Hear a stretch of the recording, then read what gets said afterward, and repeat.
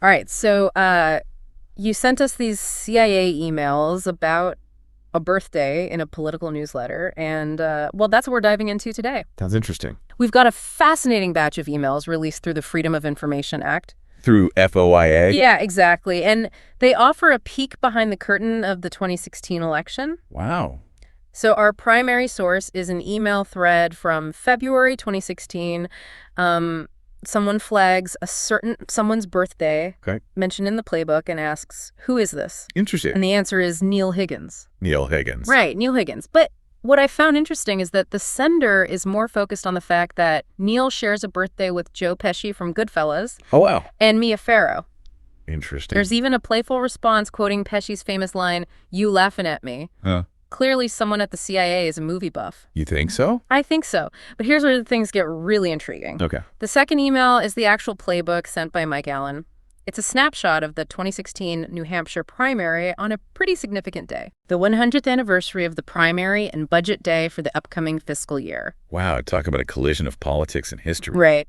This playbook captures the frenzy of that day, including the tight race between Hillary Clinton and Bernie Sanders. Yeah, there are whispers of potential staff shakeups on the Clinton campaign as she's openly criticizing her aides. Oh, really? Yeah, and even David Axelrod jumped into the fray on Twitter. He did. Suggesting that the Clintons might want to look inward for recurring campaign issues. That's got to sting.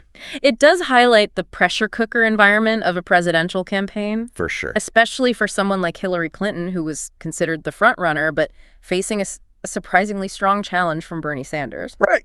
And then there's the iconic Dixville notch where they vote at midnight. Sanders swept all 4 Democratic votes, while Kasich narrowly beat Trump 3-2. It's a testament to the media's obsession with every single vote in the New Hampshire primary. Yeah. Those tiny towns with their handful of voters become national news for a day. Exactly. The playbook also mentions Sean Donovan, the director of the White House Office of Management and Budget. Right. He's emphasizing President Obama's commitment to running through the tape in his final year, despite the election chaos. You can imagine the balancing act for the Obama administration trying to govern effectively while this intense election is unfolding. Yeah. Every decision, every statement is scrutinized through the lens of the campaign. Exactly. And speaking of scrutiny, the New York Daily News really went for the jugular with their Trump cover.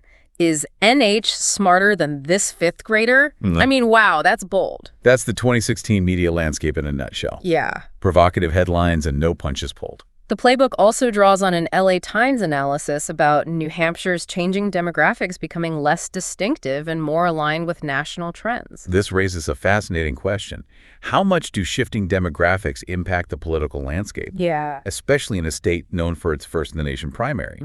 But it wasn't all serious political analysis. The playbook also throws in some lighter moments, like the CNN News and Brews event at the Foundry in Manchester. Sounds like the place to be. Right, if you wanted to rub elbows with political insiders. Imagine that scene, a blizzard raging outside, but inside it's warm, packed with journalists and political operatives, everyone trying to glean insights and maybe score a scoop. The playbook even mentions the droves of political tourists descending on New Hampshire, eager to catch a glimpse of the candidates and soak up the primary atmosphere. It's like a pilgrimage for political junkies. Right. They're not necessarily there to vote, but to witness history in the making. It speaks to the power of the primary. It's not just an election. It's an event. Okay, so we've got this whirlwind of political maneuvering, media frenzy, and even a bit of nerd tourism captured in this playbook. But why is the CIA reading this? That's the million-dollar question, isn't it? Yeah, it does make you wonder what's going on behind the scenes. At first glance, I thought maybe they were just keeping tabs on political chatter. But this is the CIA we're talking about, not some news aggregator. Right. It's certainly intriguing. I mean, intelligence agencies have always had an interest in information, understanding the political landscape, identifying potential threats, and so on. But a political newsletter, it seems so mundane. Don't be fooled by appearances. Remember, this was the 2016 election, an election that saw unprecedented levels of online misinformation and foreign interference. Oh, right. Maybe the CIA was looking for clues, trying to connect the dots between media narratives and potential covert operations. That's a chilling thought, but it makes sense. The playbook is packed with details about campaign strategies, insider gossip, and media spin. It's a goldmine of information for anyone trying to understand the inner workings of Washington and the forces shaping the election. Okay, so maybe the CIA wasn't just interested in Neil Higgins's birthday after all. But let's get back to the playbook itself. You mentioned Rubio's gaffe earlier. Yes. The infamous Marco Roboto moment. It's a classic example of how a seemingly minor slip-up can be amplified in the age of social media and have a devastating impact on a campaign. The playbook describes how Rubio repeated himself verbatim at a campaign event and it was caught on camera. I can only imagine the cringing in the room. But it wasn't just the repetition that was damaging, it was the way he delivered the lines, robotic, lacking in emotion or authenticity. And the media pounced on it, of course. Absolutely. Yeah. The Marco Roboto label stuck, and it became shorthand for his perceived lack of spontaneity and genuine connection with voters. It's almost like one bad soundbite can overshadow everything else a candidate has to offer. It's a reminder of how volatile the political landscape can be and how quickly perceptions can shift. It also highlights the importance of image management and the ability to control the narrative in the digital age. One misstep can be captured and shared instantly, and it can be very difficult to recover from that kind of negative publicity. But the playbook also mentions a Vox article by Andrew Prokop, who had a completely different take on Rubio. He was impressed by Rubio's ability to connect with voters on a personal level and saw him as a strong contender. That's what's so fascinating about studying media coverage. It's not a monolith. Different outlets, different reporters can have wildly different interpretations of the same event. It's a good reminder for all of us to consume news from a variety of sources and not just rely on one perspective. Absolutely. Critical thinking is more important than ever in this age of information overload. Okay, let's talk about another issue that gets a lot of play in the playbook campaign finance. Jeb Bush came out swinging against Citizens United, even saying he'd eliminate it if he could. That was a bold statement, especially coming from a Republican candidate. He was essentially aligning himself with campaign finance reform advocates who argue that Citizens United has given corporations and unions too much influence over elections. And predictably, Trump had a very different take. Well, absolutely.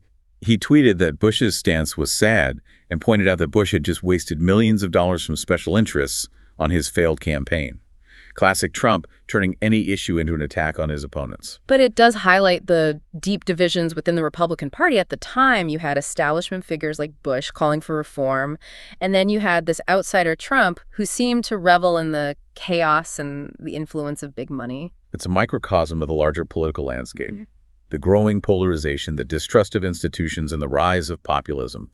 These themes were all bubbling to the surface in 2016, and the playbook captures that energy perfectly. Speaking of populism, the playbook also mentions this American Bridge supercut titled Marco Roboto Glitches Out. Oh yes, that was a masterpiece of political satire. American Bridge, a Democratic super PAC, took footage of Rubio repeating himself at different events and spliced it together to make him look completely robotic. It was brilliant and incredibly effective. It reinforced the image of Rubio as inauthentic and too scripted. It's a perfect example of how political organizations are using new media tools to shape the narrative and influence public opinion. Video editing, social media targeted ads. It's all part of the modern political playbook. The playbook even features an insightful analysis by Andrew Ross Sorkin about the difficulties Wall Street executives face when trying to get jobs in Washington. This speaks to the changing dynamics between finance and politics. In the wake of the 2008 financial crisis, there was a growing public distrust of Wall Street, and politicians were increasingly wary of being seen as too close to big banks. So we've covered the political analysis, the media frenzy, the campaign tactics, and even a bit of nerd tourism. It's amazing how this one playbook email can encapsulate the essence of the 2016 election. It's a time capsule, really. It captures the energy, the anxieties, the hopes, and the fears of that moment in history. But we still haven't fully answered the question of why the CIA was so interested in it. Yeah, it's like we've been piecing together a puzzle this whole time, but we're still missing a few key pieces. Well, maybe the answer isn't about finding a specific smoking gun in this one playbook email. Okay. Maybe it's about understanding the bigger picture, the role of information in shaping political outcomes, and the lengths to which intelligence agencies will go to understand and potentially influence those dynamics. So we're not just talking about the 2016 election here. Yeah. We're talking about something much bigger. The intersection of intelligence gathering, media manipulation, and the very nature of truth in the digital age.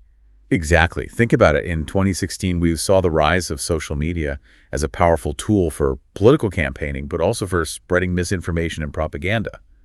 Foreign governments were actively trying to interfere in the election, and online platforms were being used to sow discord and manipulate public opinion. It's like a whole new battleground emerged and the traditional rules of engagement no longer applied. Right, and in that kind of environment, it makes sense that the CIA would be paying close attention to the media landscape, not just to gather intelligence, but to understand how information was being weaponized and to potentially counter those threats. So maybe Neil Higgins's birthday was just a coincidence. Maybe. Maybe the CIA analysts were actually combing through the playbook for any hints of foreign influence, any signs of coordinated disinformation campaigns. It's certainly a possibility. Or maybe they were looking for insights into the candidates themselves, their vulnerabilities, their connections, their potential to be influenced or compromised. It's a bit unsettling to think about, isn't it? The idea that our intelligence agencies are monitoring media narratives so closely, trying to decode the hidden messages and anticipate the next move. It's a reminder that we live in a world where information is power, and those who control the flow of information wield immense influence. But what does this all mean for us? What are we supposed to do with this knowledge? It's a call to action, really. We can't afford to be passive consumers of information anymore.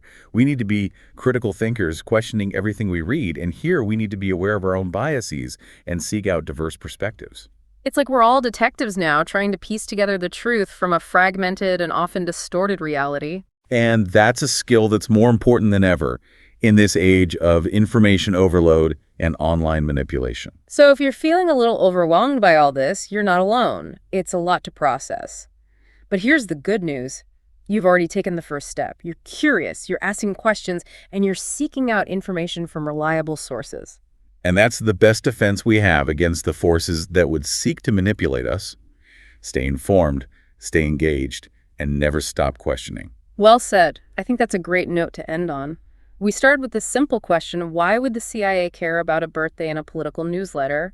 And we ended up exploring the very nature of truth and power in the digital age. It just goes to show sometimes the most fascinating journeys begin with the simplest of questions. That's the beauty of the deep dive. You never know where it's going to lead you. Thanks for joining us on this one. It's been my pleasure. Until next time.